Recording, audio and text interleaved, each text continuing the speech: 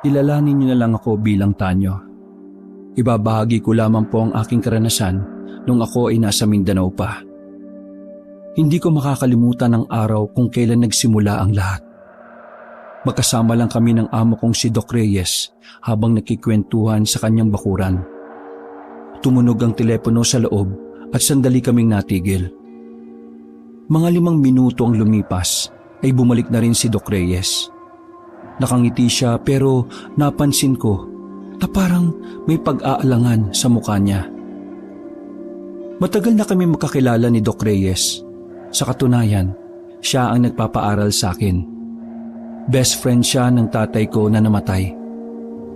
Wala na akong nanay kaya nang mawala ang tatay ko, kinupkop ako ni Doc Reyes. Mag-isa lang din kasi siya sa buhay. Kahit nasa edad 45 na, wala pa rin siyang napapangasawa. May mga naging nobya pero hindi rin nagtatagal. Nakakaapekto kasi talaga ang pagiging busy ni Doc Reyes. Volunteer doctor kasi siya.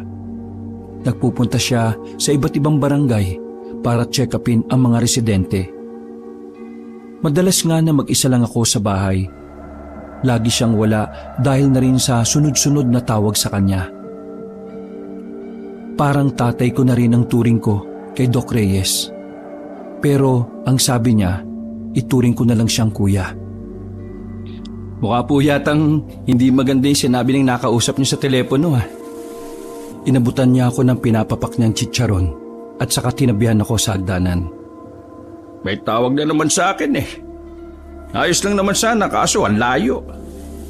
Malayo ho? Saan po ba yan? Sa Mindanao. Naku po, ang layo nga. Hindi ako sanay nung ganong kalayo. Tsaka hindi ko alam kung anong klase ng pamumuhay meron dun. Bawal po bang tumanggi? Yun nga ang problema eh. Naka-oo ako. Naawa kasi ako dun sa mga bata at matanda dun sa lugar na yon. Di tutuloy po kayo. Well, walang choice. Tutuloy talaga. Ang problema ko pa, wala akong kasama. Alam mo namang mga nakwento ko sa'yo, di ba? Hindi ko kasundo yung mga kasamahan ko. Pwede po bang hindi nurse o doktor yung isama? Bakit? Gusto mo ba? Kung pwede lang ho. Ako na lang po yung sasama sa inyo. Oo nga no. Bakasyon nyo naman sa school, di ba? Mabuti pa nga ikaw na lang. Sasabihin ko na lang na lalakad ako mag-isa pero isasama kita. Ayos! Kinabukasan ng umaga ay naghanda na rin kami ni Doc Reyes. Malalaking bag ang dala namin. Natitiyak kasi namin na tatagal kami ng ilang araw doon. Lalo na't ayon sa data na ibinigay kay Doc Reyes, marami-raming bata at matanda ang may sakit doon. Maaga rin kaming nakarating ng pier. Maganda-ganda ang napwestuhan namin sa barko. May sarili kaming higaan. Sobrang haba ng biyahe na tinahak namin. Kaya na makarating kami, nakaramdam ako ng kaunting hilo. Madaling araw na nang makarating kami sa Mindanao. Nahirapan pa kaming makahanap ng masasakyan dahil walang dumadaan sa ganung oras. Mag-uumaga na nang may isang truck ang nagmagandang loob. Ilan sa aming mga nasa pier ang naisakay. Pagsapit ng 7:00 ng umaga, bumaba na rin kami sa isa pang terminal. Sumakay kami roon ng tricycle. Tapos bumaba kami ulit sa isa pang terminal. Nasa 4 na beses kaming nag-tricycle at sa pinakahuli ay pinilit na naming ihatid kami sa Sapang Palay. Wala na raw kasing dumadaan doon. Pero buti naman nakuha ang driver sa pakiusap. Habang nasa biyahe kami kabanong, ay napansin namin ni Doc Reyes na tingin ng tingin sa amin yung driver. Medyo nakakailang na rin. Pero ang sabi ni Doc Reyes, wag ko nalang daw pansinin. 2:00 na ng hapon nang ihinto kami ng driver sa gilid ng kalsada. Ilang lakaran na lang ay bungad na ng Sapang Palay. Kaya hindi namin maintindihan kung bakit hindi pa kami doon hininto. Oh, anong problema? Pasensya na ho pero bawal kasi akong pumasok dyan eh. O bakit naman bawal? Parang may bahid ng takot ang mukha ng driver. Hindi siya mapakali. Galaw ng galaw yung daliri niya at kung saan-saan tumitingin. Basta, pasensya na Ayaw ko lang magsalita, baka mapahamak pa ako. O bakit ba? Ano bang meron sa baryo na yan? Hindi na nagsalita ang driver. Tinulungan niya na lang kaming ibaba ang mga gamit namin. Nung mga oras na yon, nawiwirduhan na talaga kami sa lalaki. Nagsimula na siyang mamutla na hindi naman namin alam kung bakit. Bago niya paandarin ang tricycle, may sinabi pa siya sa amin. Hindi ko alam kung ano ang gagawin nyo dyan sa sapang palay, pero sana makauwi pa kayo sa inyo ng ligtas. Napanganga na lang kami sa sinabi niya at sa kanya pinaharurot ang tricycle. Samantalang kami naman, pinagtulungan na lang naming bitbitin yung mga gamit namin. Baka po meron siyang kaaway dyan o baka lagi pong may nag-aaway sa baryo na yan. Ewan ko ba? Weirdo si Manong mabuti pa, hanapin na lang natin yung bahay na titira natin. Sana naman maayos yung bahay para kahit mapaano makatulog naman tayo ng maayos. Grabe, ang haba ng biyahe. Nang makapasok na kami sa bungad ng sapang palay, hindi namin inaasahan na sasalubungin kami ng nagsisilbing kapitan doon, si Kapitan Jerry. Medyo puti na ang buhok niya. Sa pagkakasuri ko, parang nasa 50 anyos na rin. Kayo na ba yung doktor na padala ng mga taga Maynila? Ngumiti si Doc Reyes at nakipagkamay sa kanya. Ako lang po yung doktor. Assistant ko po yung kasama ko. Ay, ganun ba? Paano? Tumuloy muna kayo sa barangay at doon ay may nakahandang kainan para sa pagdating ninyo. Ay talaga ho ba? Ayos. Oo naman. Ganito kagiliw mga taga-sapang palay. Lubos nga ako nagpapasalamat sa iyo, Doc Reyes. Tama ba? Tama ho. Doc Reyes na lang po ang itawag niyo sa akin. Kap Jerry na rin lang ba ang itatawag ko sa inyo? Tumango na lang ang kapitan habang naglalakad kami patungong barangay. Yung ibang tao na nadaanan namin ay nakatingin. Hindi ko alam kung nararamdaman din ba ni Doc Reyes yon. Pero nakakailang ang mga titig nila. Makahulugan ang mga tingin nila at ang iba naman ay parang nagugulat. Sa isip-isip ko na nga lang, hindi pa ba sila nakakakita ng gwapo at bakit parang hindi sila makapaniwala? Pasensya na kayo Hindi ako nakapagpalinis dito sa bakuran. Pero hali kayo, pasok na kayo at magkakainan na tayo. Medyo may kalakihan ng barangay pero hindi pa finishing ang mga pader. Pagpasok namin, bumungad agad ang mahabang lamesa. May mga pagkain ang nakahanda. Mga kasama, eto na yung doktor na gagamot sa mga residente natin. Ngumiti kami sa kanila. Nakipagkamay pa nga si Doc Reyes. Samantalang ako, nasa gilid lang. Hindi ko talaga mapaliwanag ang nararamdaman ko. Pakiramdam ko, may kakaiba talaga sa mga tao roon. Magandang hapon po sa inyo. Ako po si Doc Reyes. Kinagagala ko pong makilala kayong lahat at ang buong barangay. Silang lahat ay mga kagawad ko. 3 lang sila. Namatay kasi yung 4. Naramdaman ko ang biglang pagbigat ng atmosfera. Naging seryoso ang mukha nilang lahat. Kung hindi niyo po mamasamain, ano po bang nangyari doon sa kanila? Huminga ng malalim ang kapitan at saka nagsalita. Namatay sila dahil sa sakit. Wala kasing napapasyal na doktor sa baryo namin noon. Ilang beses na kami nag-request ng tulong sa Maynila, pero wala Laking pasasalamat ko na nga lang nang sa wakas, may mabuting loob na duminig sa hiling ko. Bilang kapitan, ayaw kong makita na naghihirap ang mga residente ko. Maging si Doc Reyes nung mga sandaling yon ay napabuntong hininga na lang din. Wag po kayo mag-alala. Ngayong nandito na po ako sa baryo Sapampalay, gagawin ko ang lahat ng makakaya ko para sa mga tao. Nako, maraming salamat talaga sa iyo, Doc Reyes. Naway pagpalain ka ng Panginoon. O paano? Kain na! Lalamig ang pagkain! Umupo na kami sa harap ng lamesa at nagsimula na rin kumain. Ang sarap ng pagkain nila. Masasabi ko na talagang iba ang pagkain sa probinsya kumpara sa Maynila. Pagkatapos namin kumain, hinatid na kami ni Kap Jerry sa binakante niyang bahay para sa amin. Bago umalis si Kap Jerry, narinig ko sa usapan nila na tatagal kami roon. Kinawayan pa kami ni Kap Jerry habang papalayo siya. Maayos ang bahay na nilaan para sa amin. Malinis na rin. Walang ikalawang palapag pero maayos, malinis naman ang ibaba.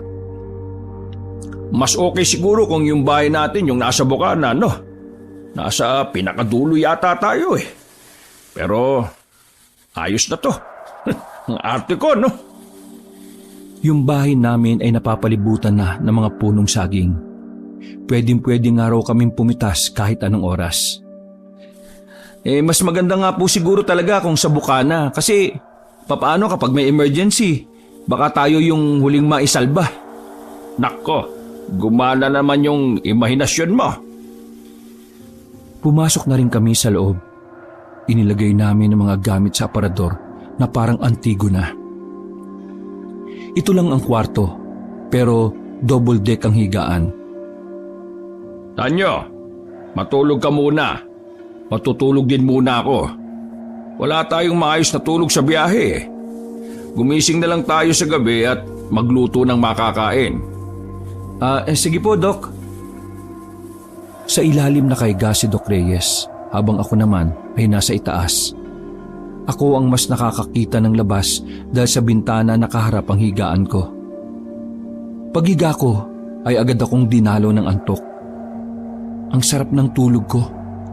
Hindi ko na namalayan ang oras. Nang magising ako ay madilim na sa labas. Tumingin ako ng oras sa relo na nasa kamay ko. 9:09 na pala ng gabi. Nakalimutan kong mag-alarm ng 7:00. Sumilip ako sa bintana. Sobrang tahimik na sa labas. Habang si Doc Reyes ay masarap pa rin ang tulog. Mukhang hindi na kami makakapagluto nito. Nagugutom na ako. Nagalungkat ako sa bag na baka may natira pang pagkain. Pero wala na ako nakita. Nagdadalawang isip ako kung gigisingin ko pa si Doc Reyes. Nakakahiya dahil alam kong maaga siyang magsisimula kinabukasan. Bumaba na lang ako sa higaan. Pumunta ako sa maliit na sala. Tanging lamesa at 2 upuan lamang ang naroon. Kahit lutuan man lang ay wala. Paano nga pala kami magluluto? Wala palang kalan. Napapakamot pa ako sa ulo. Napalingon ako sa pintuan. Nakabukas yun ng bahagya. Nagtataka ako kasi ako ang nagsara nun bago kami matulog. Sigurado ako na naikawit ko yung pako sa butas para maisara yun ng maayos. Lumapit ako roon para sana isara na lang. Pero napatigil ako sa tapat ng pinto. Parang may nakita akong imahe ng tao sa labas. Hindi ko lang sigurado dahil madilim na. Binuksan ko ng malawak ang pinto. Sumilip ako sa labas. Pagtingin ko sa labas, kabanong, ay nagulat ako. May lalaking nakatayo roon at mukhang sa akin nakatingin. Sa takot ko ay agad kong isinara ang pinto. Dahan-dahan naman akong sumilip sa siwang sa bintana. Pagtingin ko sa labas, ay wala na roon yung lalaki. Ha? Sino kaya yun? Nakakatakot yun, ha? Nakahawak ako sa dibdib ko noon. Sobrang bilis ng tibok ng puso ko. Maya-maya pa, nagulat na lang ako nang maramdaman kong parang may naglalakad na sa paligid. Mabibigat yung paa. Naghanap ako ng maaring ipalo. Wala akong makita kundi ang silya lang na ang bigat-bigat pa naman. Inamba ko ang silya nang maramdaman kong may tao na sa harapan ng pinto. Ang tagal kong nakaamba, pero napansin kong umalis na rin ang nasa labas.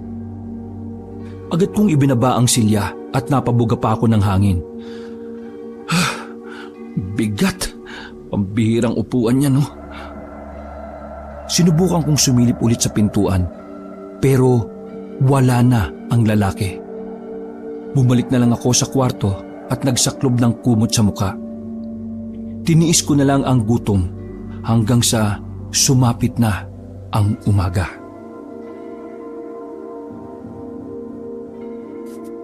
Hindi na ako nakabalik sa pagtulog, Kabanong. Inabutan na ako ng umaga nung mga sandaling yon. Naganda na lang kami ni Doc Reyes nung umaga. Nanghiram kami ng isa pang lamesa para sa gaganaping konsultasyon ng mga tao. Napagkasunduan kasi ni Cap Jerry at Doc Reyes na sa bahay nilang papuntahin ng mga tao para daw hindi na rin kami mahasel. Ang kaso nga lang, mag-aalas 9 na ng umaga pero wala pa rin tao sa bakuran namin.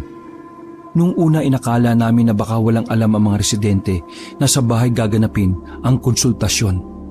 Kaya naman inutusan ako ni Doc Reyes na pumunta ng barangay para ipaalam sa kapitan ang lagay ng sitwasyon. Napakamot na lamang sa ulo si Kapitan Jerry nang nagsabi ako sa kanya.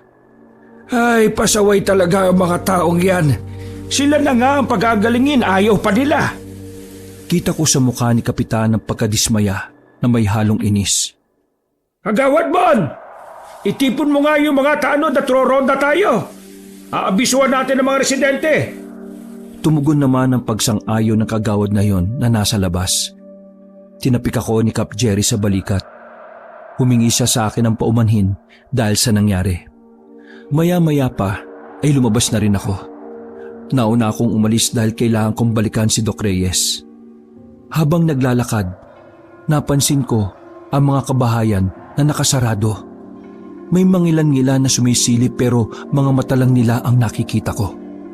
Hindi ko alam kung ano ba talaga ang meron sa kanila. Mula nang dumating kami, ang wiwirdo na ng mga galawan nila. Bigla ko tuloy na alala ang naranasan ko nung gabi. Nagdadalawang isip pa ako noon kung sasabihin ko ba kay Doc Reyes. Malayo pa lang ako ay tanaw ko na si Doc Reyes sa tapat ng bakuran namin. Nakapamewang siya. Anong sabi ni Kapitan? Roronda po daw sila at abisuan yung mga tao. Sinabihan naman nila kahapon ng mga tao, hindi ba? Hindi kaya ayaw talaga ng mga residente? Ayaw? Sino pong tao ang aayaw gumaling sa sakit? Kahit naman po siguro hayop gustong gumaling kapag may sakit. Yan nga ang iniisip ko. Pambihira. Sabi sa data, ang daming may sakit dito. Halos lahat ng pamilya may 1 hanggang 2 tao ang may sakit. Parang wala namang may sakit sa kanila Mga ayaw pumunta. Oo, kalma lang po muna tayo, Doc. Yung dugo niya po, baka tumaas. Bumuntong hininga si Doc Reyes. Alam mo, Tanyo, sa totoo lang, nung dumating pa lang tayo rito kahapon, napansin ko nang ang weirdo ng mga tao. Tapos, alam mo yun, parang may mali rito Lumunok muna ako ng laway bago nagsalita. Nako, Doc, ganyan din po yung napapansin ko Sa katunayan po, may naranasan akong medyo nakakabahala kagabi. Nakakabahala? Bakit? Ano ba nangyari kagabi? Dumiretso na kasi ako ng tulog Nagising ako kagabi. Tapos, may nasipat akong lalaki sa labas. Nung una, nasa bakod lang siya. Ang tagal niya nakatingin sa bahay natin. Tapos nang makaramdam na ako ng pagkailang, isinarado ko na yung pinto. Lumabas siya sa mismong harapan ng pinto pero maya-maya lang, nawala na rin siya. Ay nako, alarming nga yan. Dapat masabi natin yan kay Kapitan. Natigil lang ang pag-uusap namin nang marinig namin si Kapitan Jerry na sumisigaw gamit ang megaphone. Galit na galit siyang nakikiusap sa mga tao pero ayaw pa ring lumabas ng bahay. Kahit ano pa mang sabihin ng kapitan, walang ni isa ang gustong tumugon sa kanya. Natanong kami ni Kapitan Jerry kung kaya't nilapitan niya na lamang kami. Pawis na ang kapitan at kita sa mukha niya ang matinding stress. Kaya po pala tumatagal ang sakit ng mga tao rito, Kapitan eh. Kasi parang ayaw naman nilang gumaling. Inaalagaan nila yung mga sakit nila. Ay, ewan ko nga ba sa mga taong yan. Kapag tinutulungan mo, ayaw. Kapag wag mong tulungan, may sasabihin din. Alam niyo, sa totoo lang, nung nakaraang taon may pinadalang gamot dito sa baryo. Galing yun sa isang pribadong sektor. Pero ang mga gamot na yun pinagtatatapon lang ng mga tao. Sinayang lang nila. Ay, tama si Kagawad Bon. Totoo yan. Akala nga namin kaya ayaw nila ng gamot dahil gusto nila ng doktor. Tapos ngayon may doktor, ayaw rin pala nila. Ay, pambihira naman talaga Naaawa ako sa mga bata Paano po kaya ang gagawin natin yan? Walang galang na po. Pero pwede po kayang tayo na lang po magpunta sa mga bahay-bahay? Napahawak sa baba si Kapitan Jerry at sandaling nag-isip. Pwede naman, para naman formal na makapagpakilala itong si Doc Reyes. Malay natin, baka mabighani sila sa gandang lalaki nitong taong ito. Tapos maisip na lang magpagamot. Ay, nako, hindi naman po masyado. Mga tanod, handa kayo ha? Magbabahay-bahay na lang tayo. Mahirap na at baka may magalit na naman. Mangulang ang mga tanod na kasama nila. O sige, kukunin lang po namin yung mga gamit. Tara, Tanyo.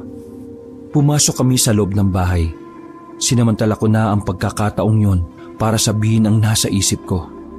Doc Reyes, napansin niyo ba yung isa sa mga tanod? Ha? Hindi. Bakit?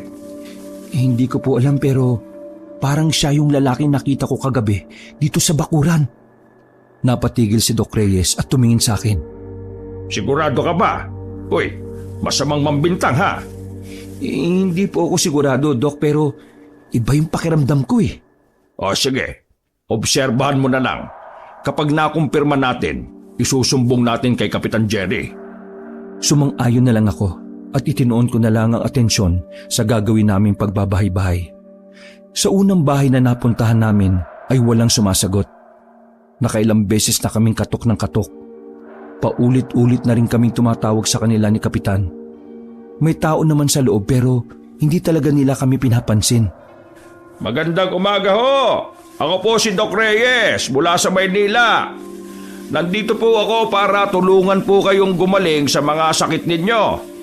Kung maaari lang po pagbuksan niyo po kami ng pinto para masimulan na po natin yung konsultasyon at malaman natin kung paano namin kayo gagamutin. Tila may dumaang anghel matapos magsalita ni Doc Reyes. Pero ang katahimikan na yon ay nagpatuloy pa rin nang wala na namang tumugon sa mga susunod na bahay na pinuntahan namin. Napapailing na lang si Kapitan dahil sa pagkadismaya. Inisa-isa pa namin ang kabahayan pero nabigo kaming palabasin sila nung umagang yon. Kaya naman nagpasya na lang si Kapitan na itigil muna at ituloy na lang sa ibang araw. Habang naglalakad kami ay naisingit ni Doc Reyes ang tungkol sa lalaking nakita ko sa bakuran namin. Siya nga pala, Kapitan. Ito kasing si Tanyo, may nakitang lalaki kagabi na aali-aligid sa bahay namin. Gusto ko po sanang paimbestigahan kung sino yon. Baka po kasi may masamang balak Napatigil si Kapitan Jerry sa paglalakad at seryosong tumingin sa akin. Isang lalaki baka mo? Opo, may katangkaran siya. Hindi ko nga lang po gaanong nakita yung muka pero yung tindig niya parang nakikilala ko. Nakatingin pa ako sa isang tanod na hindi na makatingin ng tuwid sa akin. Baka yan yung baliw na pagala-gala rito minsan. May baliw kasi rito na napadpad. Ilang beses namin pinapaalis yun pero nabalik pa rin di bale, kapag may napadaan mga pulis dito sa Sapang Palay ipapadampot ko na lang yon. Nako, maraming salamat po. Paano? Dito muna kami sa barangay. Mamayang gabi pumunta ka rito, Doc Jerry. Pag-usapan natin kung ano ang gagawin natin sa mga taong ito. Sige ho. Maraming salamat po ulit. Tumango na lamang si Mang Jerry at saka pumasok na rin sila ng barangay. Sinulyapan ko pa ng tingin ng isang tanod. Mabilis niyang iniwas sa mga mata niya. Tara, sa bahay muna tayo. Kung ano-anong bagay na lang ang ginagawa namin ni Doc Reyes sa mga oras na yon. Nilinis namin ang paligid. Inayos namin ang pagkakahilera ng mga paso sa bakuran. Pagkatapos, sandali akong bumalik sa barangay para manghiram ng kalan. Kailangan na rin kasi naming magluto dahil pareho na kaming nagugutom ni Doc. Ako na lang po ang bibili ng lulutuin, Doc. Okay. Ayos lang ba yun sa iyo? Mag-isa ka lang. May chinecheck kasi ako sa data eh. Ayos lang po, Doc. Wala pong problema. O sige, basta sabi ni Kapitan, paglabas mo rito sa Sapampalay, kakanan ka. Yung pabalik na dinaanan natin, lakarin mo lang daw yon at may makikita ka ng palengke. Kaso, hindi ko lang alam kung malayo o malapit. Ayos lang, Doc. Maaga pa naman eh. Tsaka, safe naman yatang maglakad sa labas. Ay sige, mag-iingat ka. Dala-dala ang isang bayong ay lumabas na rin ako ng bahay. Habang tinataha ko ang daan, ay nakita ko na namang nakasilip ang mga tao sa bintana nila. Takot na takot ang mukha ng karamihan sa kanila. Bagay na lalo kong pinagtataka.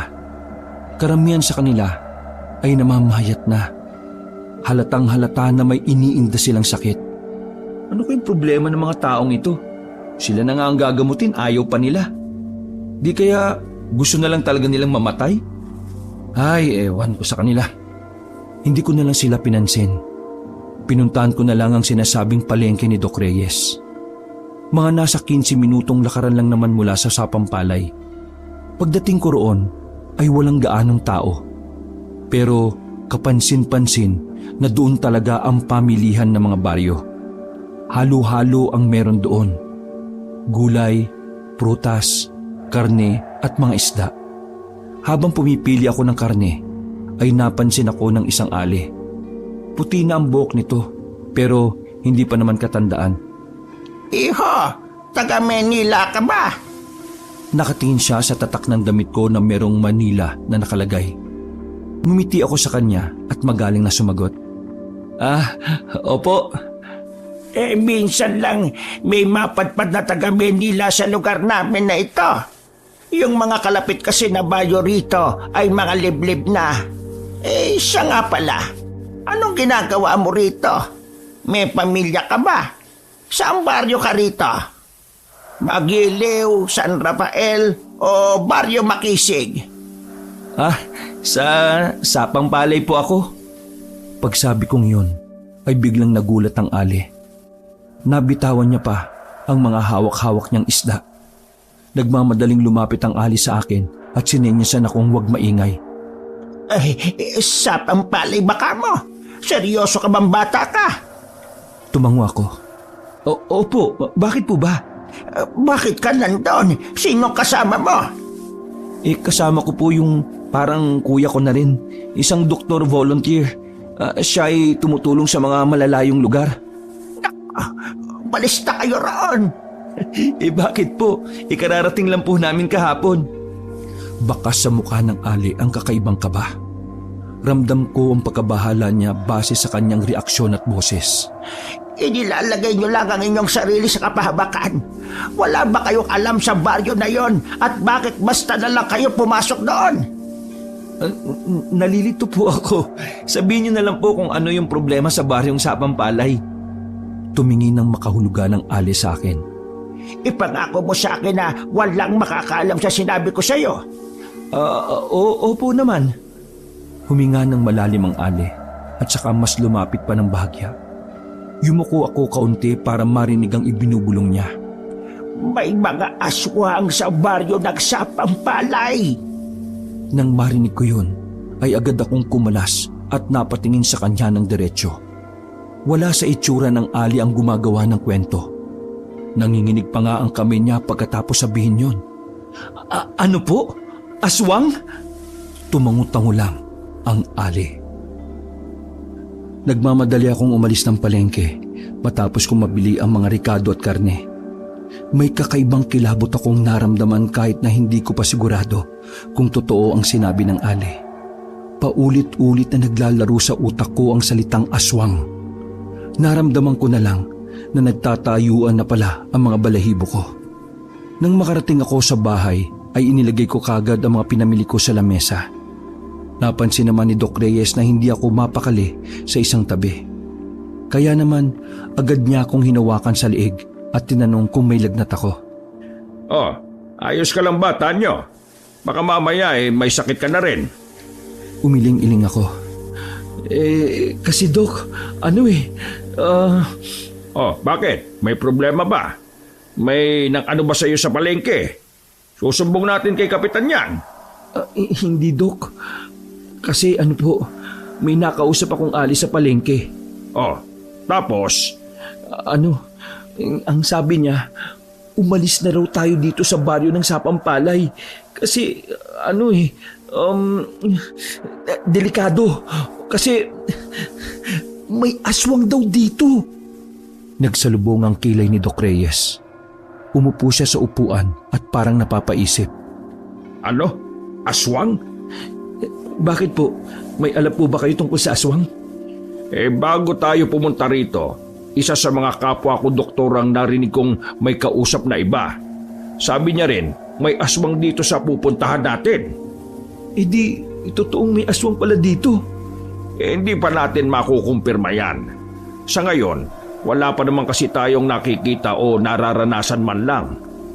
Doc, paano po kung yung lalaking aali-aligid dito sa bahay natin isa palang aswang?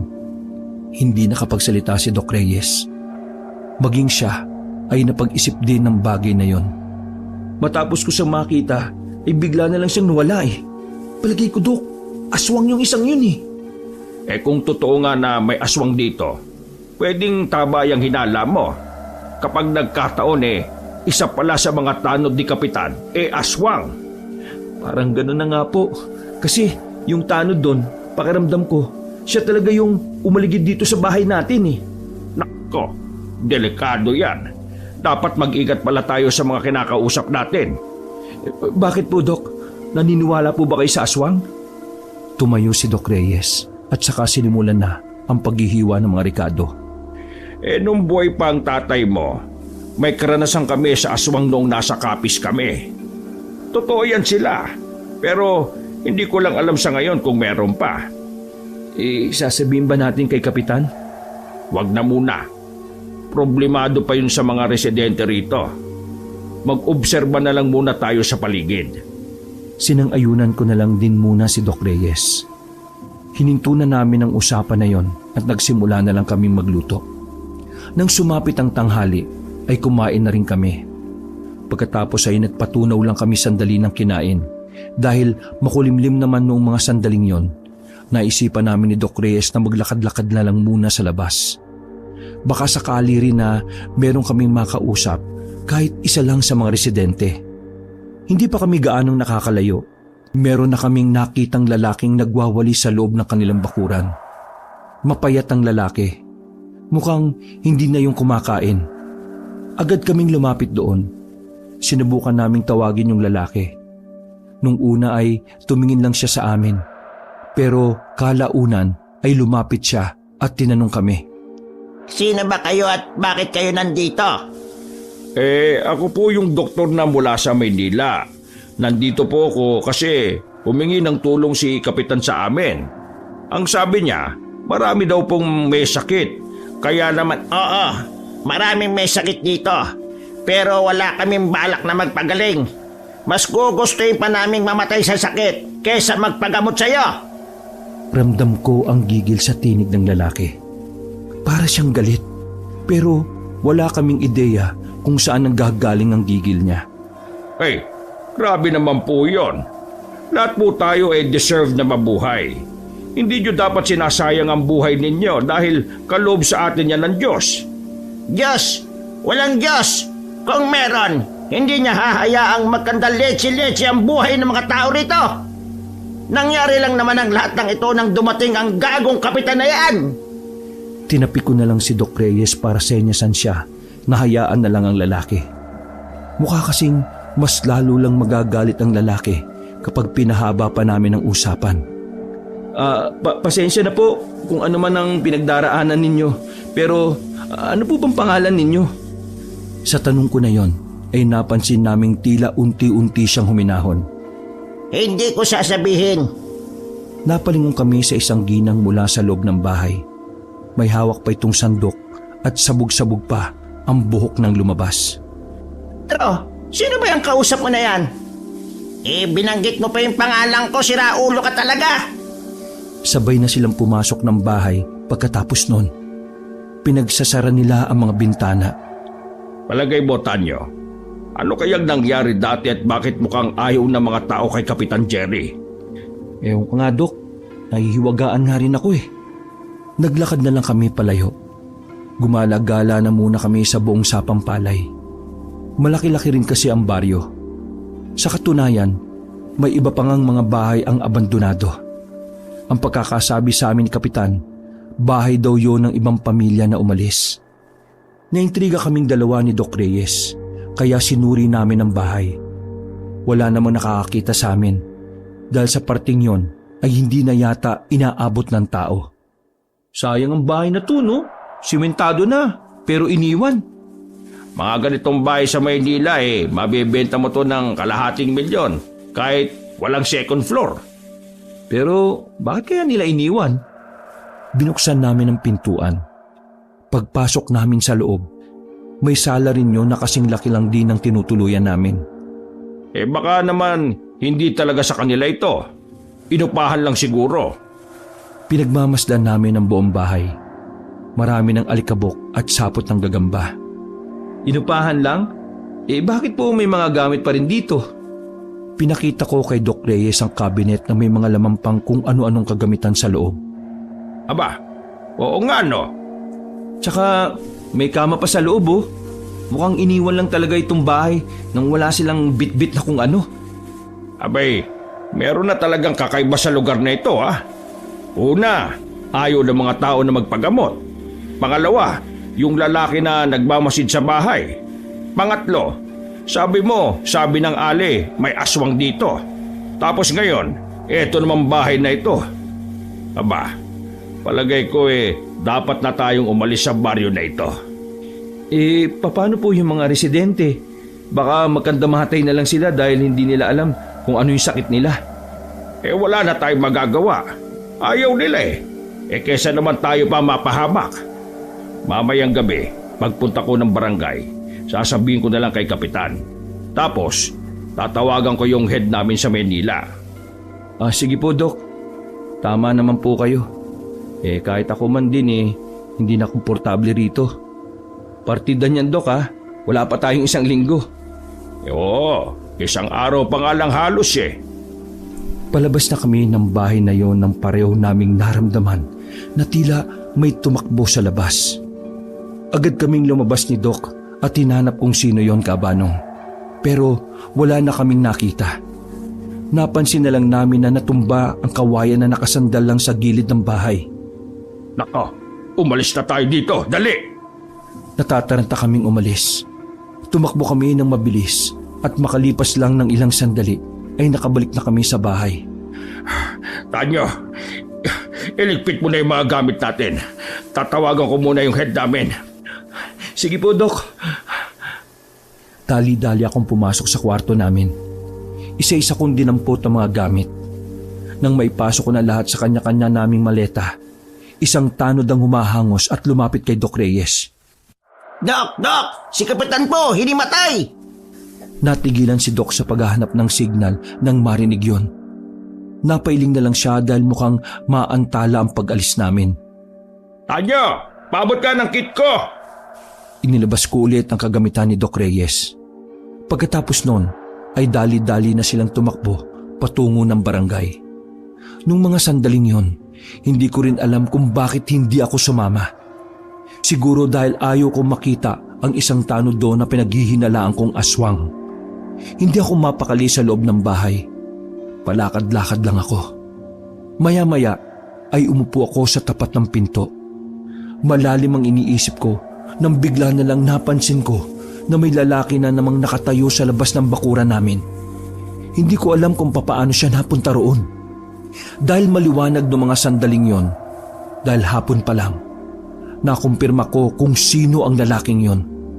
Siya nga ang isa sa mga tanod sa barangay. Kahit medyo natatakot at naiilang ako, ay nilapitan ko siya. Nakangiti pa siya sa akin pero nakakakilabot ang ngiting yon para sa akin. Ano hong ginagawa nyo?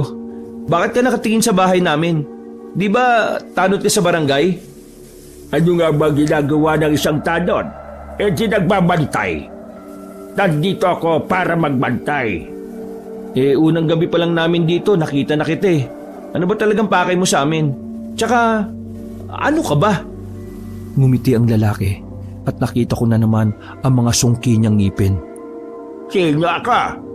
Baka kabahan ka kapag sinabi ko kung sino ako.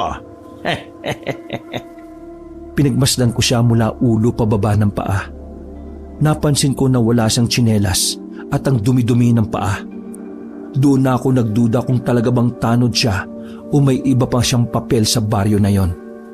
Masaya ako na may 2 taong bago rito sa baryo. Pero mas masaya ako kapag napagaling ni Doc lahat ng mga may sakit. Bago umalis ang lalaking yon, ay nag-iwan pa siya ng kataga. Mag-iingat kayo ha. Sana makauwi kayo nagligtas. Ang tanging nagawa ko lang ay pagmasdan siyang papalayo. Saka lamang umandar ang matinding kaba sa sistema ko nang wala na siya sa paningin ko. Sa takot ko ay nagmukmuk ako sa loob ng kwarto namin. Sinarado ko ang pinto at mga bintana. Hinintay ko na lang na makabalik ulit si Doc Reyes. Pero sumapit na ang kinagabihan ay wala pa rin si Doc. Nag-aalala na ako kung ano ba talaga ang nangyari. Sa isip-isip ko kaabanong baka malala ang lagay ni Kapitan Jerry. Kaya naman napilitan na akong lumabas ng bahay. May dala-dala akong kutsilyo. Mabuti na lang ay wala sa paligid ang weirdong tanod. Nagmamadali akong maglakad patungong barangay. Napatigil lang ako nang maramdaman kong tila may sumusunod sa akin. Palingon-lingon ako sa likuran at nakahawak na ako sa tagiliran ko para mas mabilis kong mahugot ang kutsilyo. Lord, gabayan niyo naman ako. Walang katao-tao sa labas. Isa yun sa kinakabahala ko. Dahil kapag may nangyaring masama sa akin, siguradong walang makakakita. Nang muli akong lumingon, kinabahan ako sa nakita ko. Sinusundan ako ng weirdong tanod. Wala na ako nagawa kundi ang pumasok sa isang bakuran. Napansin ko na huminto ang lalaking yon. Hindi ko alam kung bakit, pero ipinagpasalamat ko na lang yan. Habol ko ang hininga ko habang nakatago ako sa likuran ng punong bayabas. Para na rin akong naligo dahil sa pagtagaktak ng pawis ko. Hindi pa ako nagtatagal sa kinalalagyan ko nang biglang may humila sa akin. Hindi ako makasigaw dahil tinakpan ng kung sino ang bibig ko. Huwag kang maingay! Wala ang takot ko nang makita ko kung sinong humila sa akin. Siya yung lalaking nakausap namin ni Doc Reyes. Naalala ko noon na Nandro ang pangalan niya nung tinawag siya ng kanyang asawa. Ipinasok nila ako sa bahay nila. Sinarado nila ang pinto at sumilip sa labas. Nang masiguro nilang wala nang sumusunod sa akin, ay nakahinga na rin sila ng maayos. Saka ko lang din nakita ang mga natutulog na 4 nilang anak. Base sa nakikita ko, ay mga wala naman silang sakit. Ewan, siguro dahil matagal ko nang kasama si Doc Reyes. Madali na lang para sa akin na tukuyin kung masama ba ang pakiramdam ng isang tao o hindi. Mawalang galang na po sa inyo pero alam niyo ba kung ano o sino yung sumusunod sa akin? Umupo si Mang Nardo sa gilid at sumandal sa dingding. Habang ang asawa naman niya ay pinapaypayan ang kanilang mga anak. Dapat bago kayo pumunta rito ay inalam niyo muna kung anong klase ang lugar na ito. Parang kayo na rin ang naghukay ng sarili niyong libingan. Iho, maniniwala ka ba kung sasabihin namin kung ano ba talaga ang meron dito sa Sapang Palay? Sa totoo lang po, kahit na wala pa kaming 1 linggo rito, marami na po akong napapansin na kakaiba. Tumingin ang babae kay Mang Nandro. Parang sinasabi nito sa lalaki na sabihin na ang dapat kong malaman. Iho, hindi dapat kayo nandito. Nasa alanganin ang buhay ninyo. Niloloko lang kayo ni Kapitan. Ano po bang ibig niyong sabihin? Pwede po bang diretsuhin niyo na ako? Hindi totoong may sakit ang mga tao rito. Ha? Sabi ni Kapitan, uso raw ang sakit dito. Makinig ka. Lahat ng tao rito ay nagpapanggap lang na may sakit. Naglalagay kami ng bawang sa kilikili namin nang sa ganun ay tumaas ang temperatura ng katawan namin. Yun lang ang paraan para makaiwas kami sa mga aswang. Sandali. Aswang po? Oo.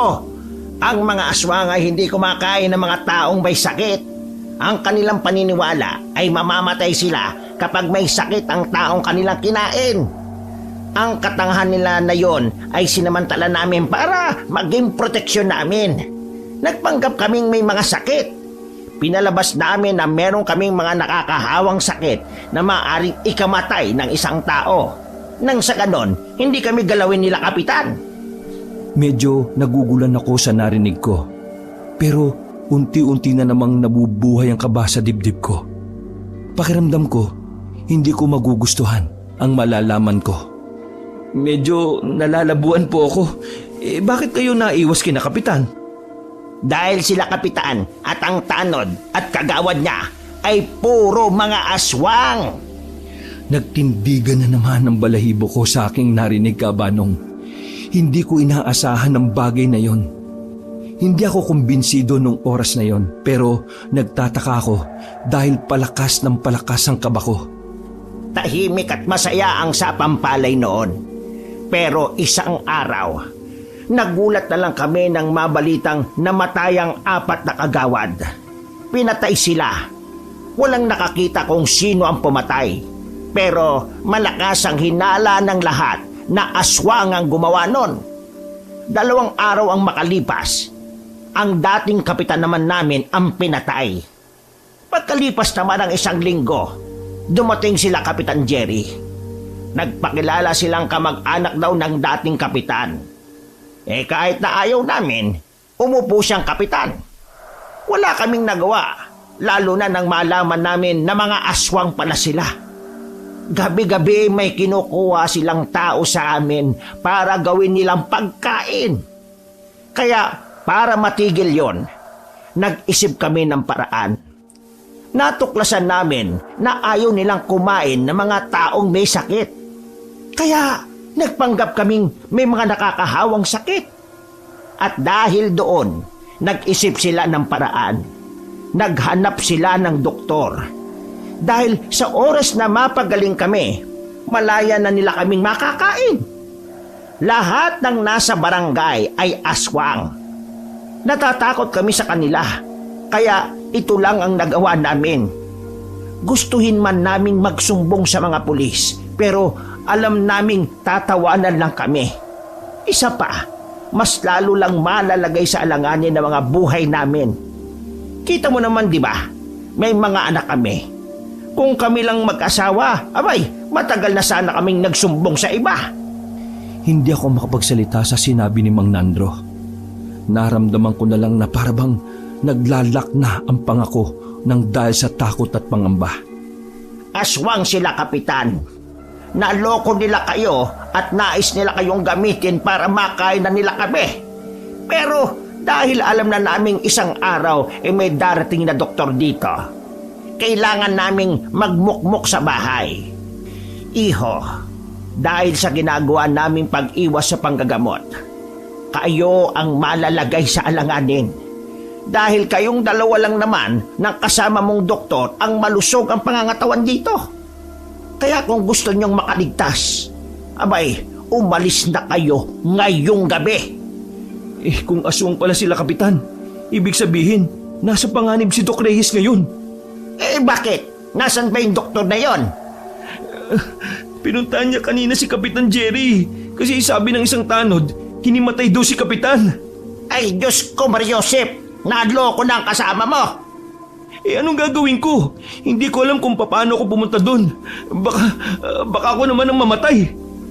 Malapit na akong maiyak ng mga sandaling yon. Inabutan na lang ako ni Mang Nandro ng isang itak na kinakalawang na ang katawan. Hindi ko maaaring iwan ang pamilya ko rito. Kaya yan lang ang may tutulong ko sa iyo. Puntahan mo na ang kasama mo. Dalhin mo yung itak. Tapos itong bawang, isuot mo sa leeg mo. Niligay ni Mang Nandro ang kwintas na bawang sa leeg ko. Taga Maynila ka, hindi ba? Sabi nila, matatapang mga taga Maynila. Kaya, kaya mo na yan. Sapilitan pa akong itinulak ni Mang Nandro palabas ng kanilang bahay. Sa ayaw ko man o sa gusto, kailangan ko ng maglakas ng loob. Buhay ni Doc Reyes ang nakataya roon. Nanginginig pa ang tuhod ko kabanong habang naglalakad sa daan. Kapag nakakita ko ng madilim na parte, ay nagiging tamang hinala ko. Pakiramdam ko, anumang oras ay may tatalon palapit sa akin. Pero dahil daladala ko ang itak at ang kwintas na bawang, kahit na papaano ay nagkakaroon ako ng tapang. Makalipas ang ilang minuto, natanaw ko na rin ang barangay. Gumilid na muna ako dahil nakita ko ang mga tanod sa harapan. Wala akong ibang madaraanan kundi sa likuran lang. Kaya nababahala pa ako kasi hindi ko sigurado kung ano ang daratnan ko roon. Kahit maraming halamanan na may tinik ay sumuot ako roon, makalapit lang sa barangay. Nang kakaunting metro na lang ang distansya ko sa likuran ng barangay, narinig kong may nag-uusap doon. 2 tanod na nakabantay rin sa parting yon. Kaunti na lang bilog na ang buwan. Hindi na ako makapaghintay. Gusto ko nang kumain. Nako, asa ka pang maahati ang kanila. Kay Kapitan at Kagawad Bon lang kulang na yung doktor na yun Eddie, hanapin na lang natin yung isa kasama ng doktor. Yun na lang yung sa atin. Di ba? Ganon din naman yung ginawa ni Molek. Siya yung punta ng punta ron sa bahay ng dalawa Ang galing mo! Magandang ideya yan! Tara! Pag alis nila, ay saka na ako lumabas sa pinagtataguan ko. Mga tanga, nandito ako no. Dahan-dahan akong naglakad palapit sa pintuan. Pagsilip ko sa siwang, nakita ko sa loob na masayang nakikipag-usap si Doc Reyes kay Kapitan. Nakahinga ako ng maluwag dahil mukhang ayos lang siya. Mas binuksan ko pa ng kaunti ang pinto. Nilusot ko ang ulo ko. Habang nakatalikod si Kapitan Jerry, sinadya kong magpakita kay Doc Reyes. Sinenyasan ko lang siya na lumapit sa akin. Nakuha naman niya kaagad ang ibig kong sabihin. Kap, saan ba yung banyo? Iihi lang sana ako. Diyan sa likuran. Kita mo yung pintong yan. Diyan, may banyo diyan sa likuran. Ay, salamat po. Sige, babalik din kagad ako. Ay, sige lang. Take your time. Nagmamadaling pumunta sa kinaroroonan ko si Doc Jerry. Hinila ko siya papunta sa maliit na banyo na naroon. Oh, bakit? May problema ba? Hindi na ako nagpaligoy-ligoy pa. Wala na akong panahon kaya diniretso ko na siya. Dok, si Kapitan at ang mga kasama niya, aswang silang lahat. Sandaling natameme si Doc Reyes. Sinabi sa akin ni Mang Nandro ang dahilan kung bakit ayaw nila magpagamot. Kapag nalaman kasi ni Kapitan na magaling na sila, saka lang sila kakainin. Ayaw kasi ng mga aswang na may sakit na tao. Isa pa, wala talaga silang mga sakit. Naglalagay lang sila ng bawang sa kilikili para tumaas yung init ng katawan nila. Para magmukha silang may sakit. Para hindi sila kainin ni Kapitan. Sandali. Sila Kapitan, aswang? Sa sobrang kaba, ay nakalimutan ko ng magpo at opo sa kanya. Masyado na akong nilalamon ng kaba sa mga oras na yon. Oo, aswang sila. Sa katunayan, kanina lang narinig ko yung 2 nagbabantay dito. Hinihintay lang nila na magkabilugan na ng buwan bago kanila tuluyang kainin, Dok. Aswang sila. Aswang sila, Kapitan. Niloko nila tayo. Mga aswang sila na pumatay din sa mga dating opisyal ng barangay na ito. Bumakas na rin ang kaba sa mukha ni Doc Reyes. Pusang gala. Dapat pala umalis na tayo rito. Umuwi tayo sa bahay. Tara, dali na natin yung mga gamit natin. Umalis na tayo. Bahala na. Sige, pero may dadaanan lang ako saglit. Naputol ang bulong-bulungan namin nang maramdaman namin na meron nang nasa labas. nalintikan na. Ay, teka, may tao ba dyan? Iihi ako. Hindi kami sumagot.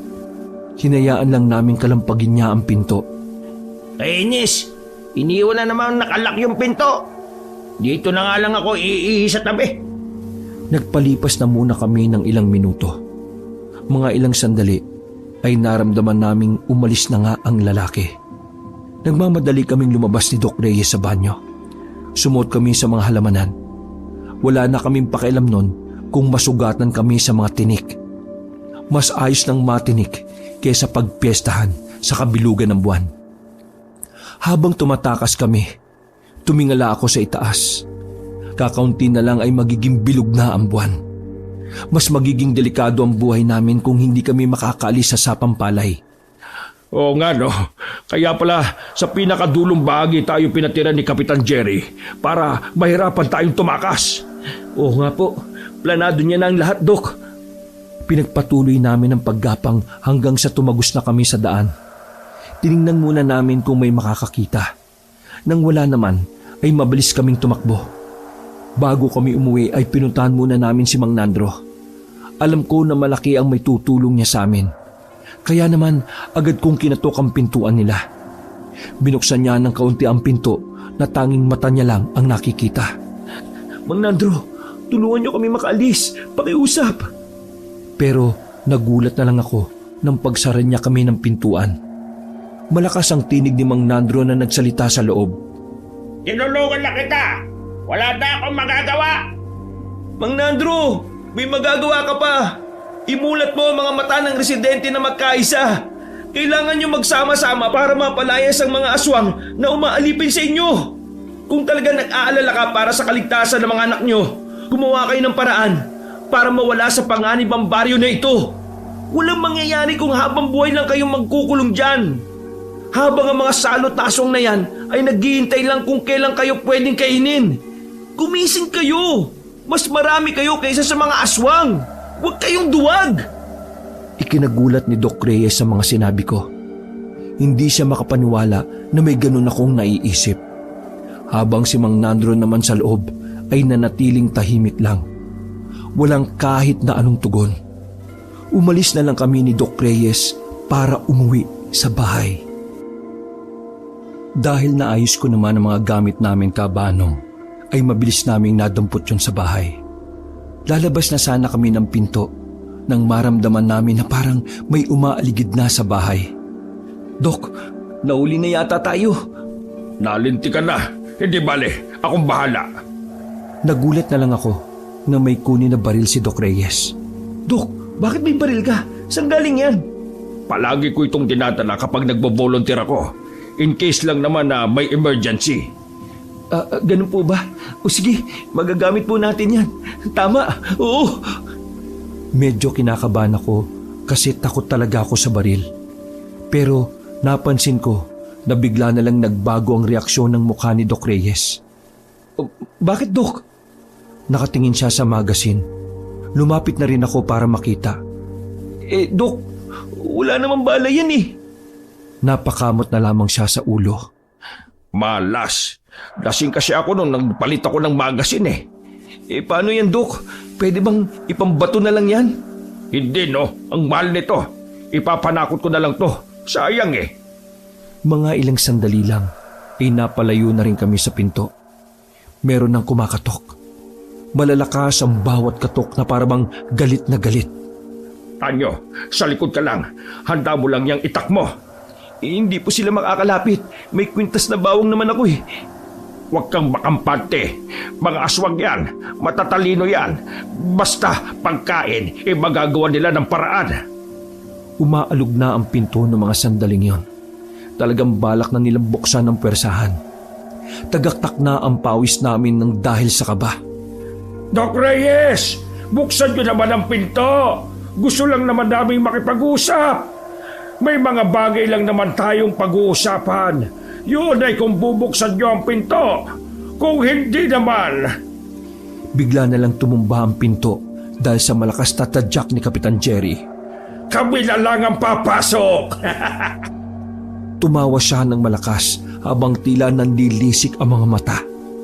Malayong malayo na siya sa unang kapitan na nakilala namin. Kinikilabutan na ako ng sobra noon, Kabanong. Gustuhin man naming tumakbo pero wala kaming ibang madaraanan. Nakaharang sila sa pintuan. Pumasok sila Kapitan Jerry kasama mga kagawad at tanod. Hindi pa man sila nagpapalit ng anyo pero naglalaway na sila na parabang mga asong hindi napakain ng ilang araw. Doc Reyes, akala ko ba gagamutin mo ang mga residente? Bakit yata iiwan mo na lang ang baryo sa Pampalay? Ayaw naman lang magpagamot kaya alis na lang po kami. Pero nangako ka sa akin.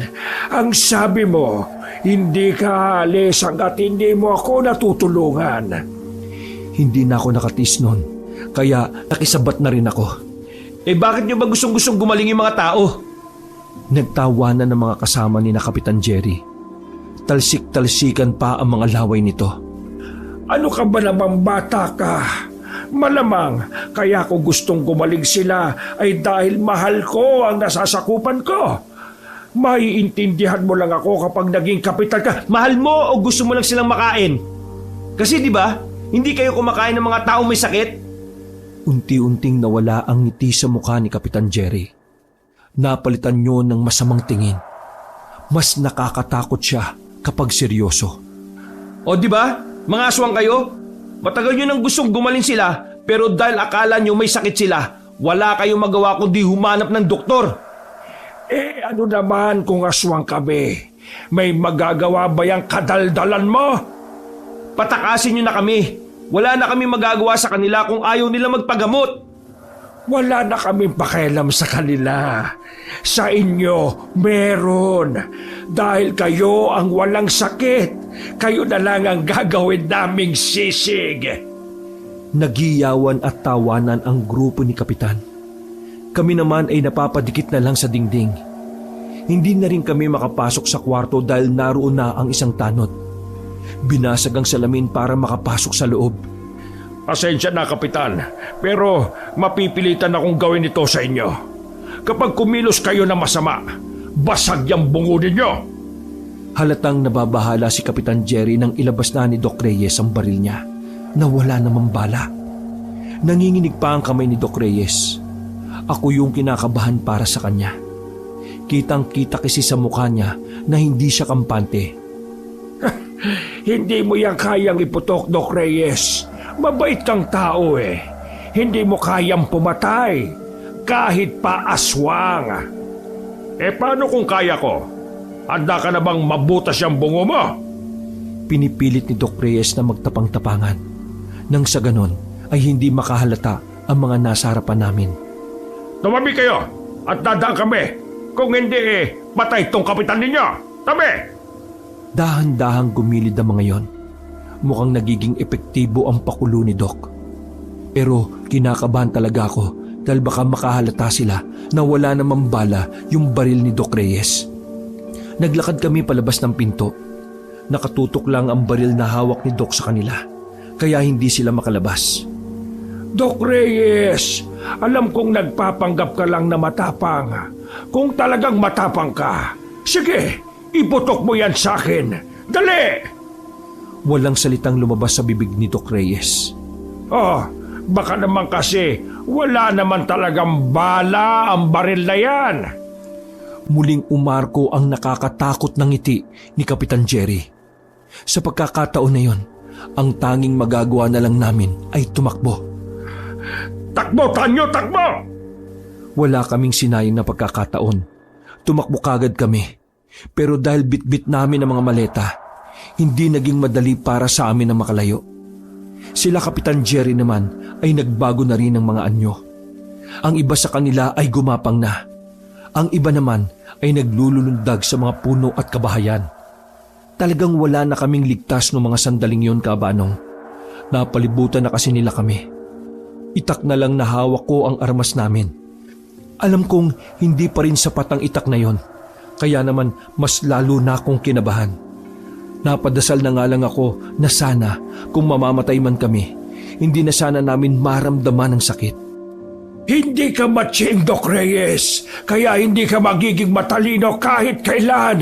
Sino ba naman kasing doktor na tanga na magbabao ng baril na wala namang bala?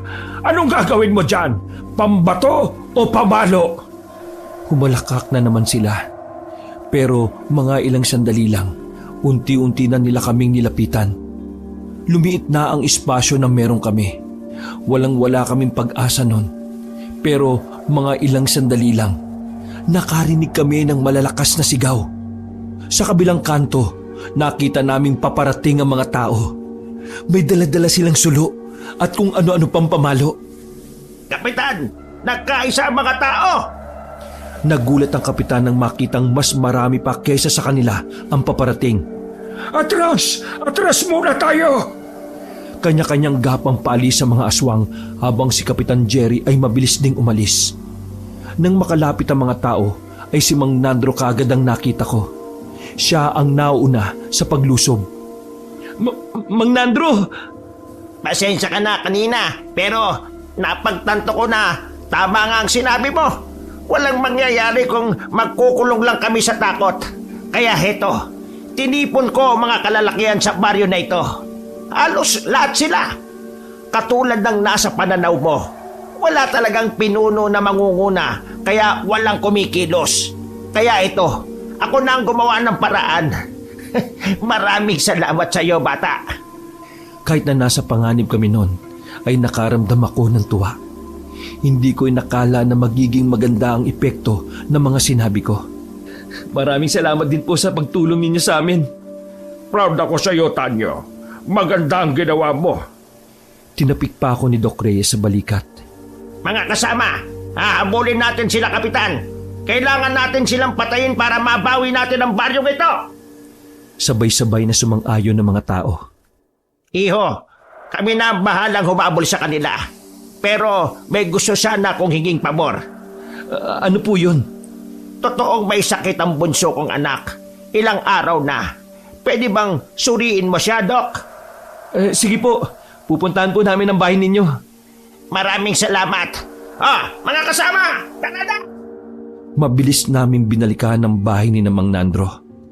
Naabutan namin ang asawa niya roon na si Aling Botya. Inaasikaso niya ang batang babae na bunso nila.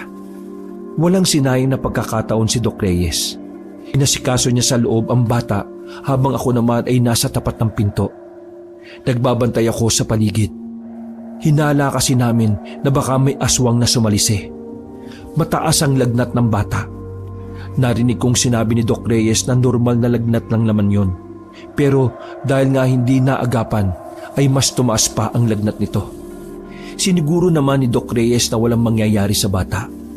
May mga dala naman siyang gamot na maaaring ipainom. Habang nagbabantay ako sa tapat, nagulat ako nang bigla na lang dumating si Kapitan Jerry. Napatayo ako. Ibang-iba na ang mukha ni Kapitan. Nakilala ko na nga lang siya dahil sa suot niya. Doc! Doc! Tumakbo palapit sa akin si Doc Reyes. Anong problema? Patay na! Tumayo sa harap namin ang aswang na si Kapitan Jerry. Naglalawa ang laway niya. Kitang-kita namin ang kinang ng laway niya kahit mahina ang ilaw sa labas. Pagbigyan niyo na ako. Gutom na ako. Ikaw, Doc. Ikaw na lang ang kakainin ko. Pakiusap, kakainin na kita. Nang akmang lalapit na si Kapitan Jerry, ay inago sa akin ni Doc Reyes ang itak. Tinaga niya si Kapitan. Pero dahil baliktad ang talim sa pagtaga niya, ay hindi naman nahiwa si Kapitan. Napatras lang ito ng bahagya. Diyos ko, baliktad pala. Hindi ba naturo sa ospital kung paano gumamit ng itak? Sarkastiko si Kapitan, pero ramdam ko ang pagnanais ng makain si Doc Reyes.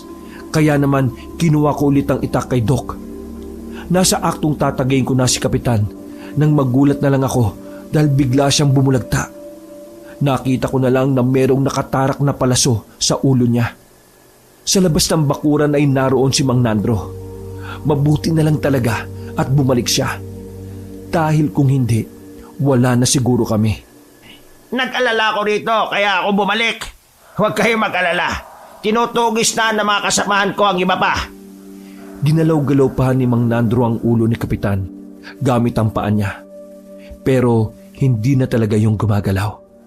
Makalipas ang ilang sandali ay naubos sa mga residente ang mga aswang. Sa loob ng malawak na bakuran nila Mang Nandro, tinipon nila lahat ng bangkay ng mga aswang. Isa-isa nila yung sinunog. Hindi ko inaasahan na darating ang puntong ito. Salamat sa iyo, iho. Kung hindi ako nagising sa katotohanan, hindi rin maglalakas loob ang mga kasama ko. Naku, wala pang anuman. Siya nga pala, magiging maayos na rin ang bunso ninyo kinabukasan. Simpleng lagnat lang naman ang meron siya. Ngumiti si Mang Nandro at kinamayan si Doc Reyes. Kakapalan ko na ang mukha ko, Doc. Ayos lang ba na bago kayo umuwi pakikonsulta yung mga bata at matatanda sa baryo? Dahil kasi sa pagpapanggap naming may sakit, hindi na kami makalabas ng bahay. Ang iba totoong nagkasakit na ng dahil sa gutom. Nagkatinginan kami ni Doc Reyes sabay ngumiti. Makakaasa po kayo. Pinagpatuloy na lang namin ang panonood sa nasusunog na bangkay ng mga aswang. Kinabukasan ay sinimulan na namin ang totoong konsultasyon. Nakauwi kami ng Maynila Kabanong nang may mga binaon na aral. Dala-dala namin ang nakakakilabot na karanasan. Pero ang mahalaga roon, napalaya namin ang baryo sa Pampalay sa kamay ng mga aswang. Wakas.